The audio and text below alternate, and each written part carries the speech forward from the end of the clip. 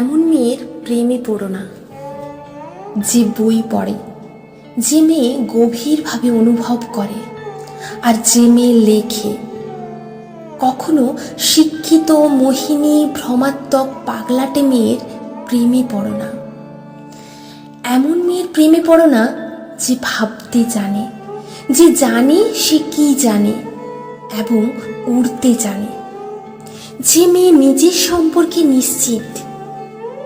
এমন মেয়ের প্রেমে পড়ো না যে প্রেমের সময় হাসে বা কাঁদে, জানে কিভাবে আত্মাকে পরিণত করতে হয় শরীরে।